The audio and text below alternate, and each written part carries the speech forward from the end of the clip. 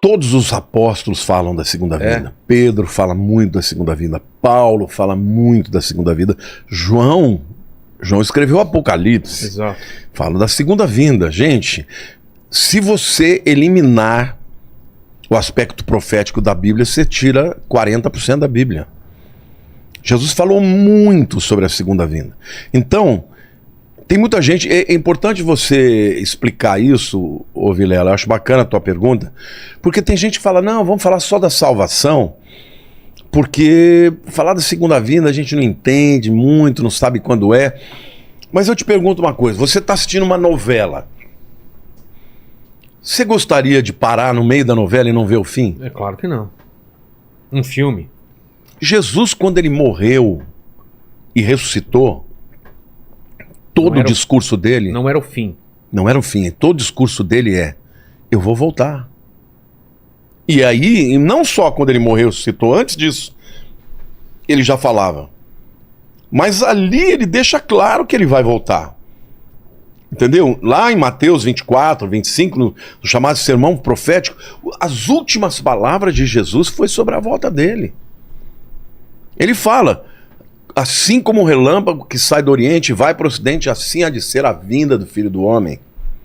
Ele promete que ele vai voltar. Jesus, ele deixa claro que ele vai voltar. Por exemplo, lá no Monte das Oliveiras, quando ele começa a subir, os discípulos começam a ficar assim maravilhados. O anjo fala para eles, por que vocês estão assim tão maravilhados? Da mesma maneira que vocês estão vendo ele subir, ele vai descer aqui. Então está falando da volta dele. Na última ceia, que está lá, que está expresso lá em João capítulo 14, está aquele peso, né? Aquele peso, os discípulos estão vendo que a coisa provavelmente vai morrer. E aí ele começa um discurso lindo, ele diz assim, não se turbe o vosso coração, crede em Deus, crede também em mim. Na casa do meu pai há muitas moradas. Se assim não fora, eu não vou-lo teria dito. Eu irei, prepararei-vos lugar e voltarei para vós outros, para que onde eu estiver, vós estejais também. O que Jesus está dizendo para os discípulos? Eu estou indo embora, mas eu vou voltar. E eu vou buscar vocês para estarem comigo. Ele está falando do arrebatamento. Então, Jesus ele já começou a preparar os discípulos, porque ele estava achando que ele ia implantar o reino naquela hora. Né? No sermão de Mateus 24, eles estão primeiro lá na região do templo, né? E os discípulos olhando aquela coisa maravilhosa, e eles falaram, nossa Jesus, que construção maravilhosa, né? E Jesus falou, pois é, não vai ficar pedra sobre pedra que não seja derrubada. Ele está profetizando o que aconteceria mais ou menos uns 37 anos depois. Porque em 70 depois de Cristo vieram os romanos e destruíram o templo. Só que aí eles falam, mas como assim? Quais são os sinais que hão de ser da tua vinda? Porque ele já está ali falando para eles que ele vai embora. Aí ele começa a dar os sinais.